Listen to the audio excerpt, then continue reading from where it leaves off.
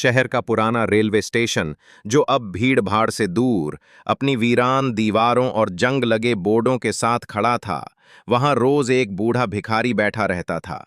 कोई नहीं जानता था कि उसका नाम क्या है, कहाँ से आया है या कब से वहीं बैठा है।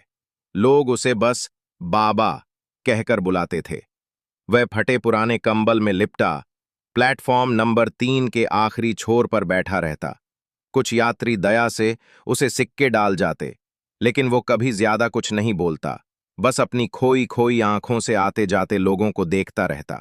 कहते हैं कि बरसों पहले इसी स्टेशन पर एक रहस्यमयी ट्रेन आती थी, मिडनाइट एक्सप्रेस।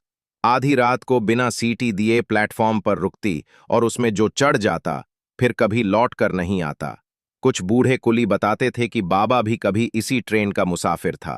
कहते हैं वो कोई आम आदमी नहीं था, रेलवे के बड़े अफसरों में से एक, जिसने स्टेशन के पुराने गोदाम में छुपा खजाना ढूंढने की कोशिश की थी। उस रात बाबा ने चुपके से मिडनाइट एक्सप्रेस पकड़ी थी, लेकिन वो ट्रेन उसे कहाँ ले गई, ये कोई नहीं जानता। अगली सुबह वो उसी जगह बेसुध मिला। बाल सफेद हो चुके थे, आंखें डर से सूनी थीं। कहते हैं उसने तब से बोलना छोड़ दिया। रात को जब स्टेशन सुनसान हो जाता तो गार्ड और सफाईकर्मी कसम खाते कि प्लेटफॉर्म नंबर 3 पर देर रात कोई पुरानी ट्रेन खड़ी दिखती है और उसके दरवाजे से कोई छाया बाबा को बुलाती है।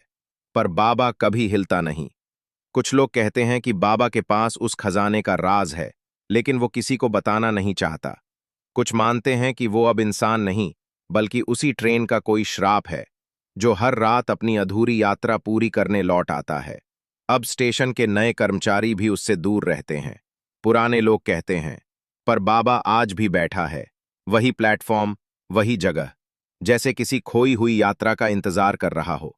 कौन जानता है, अगली बार किसे ट्रेन बुला ले जाए।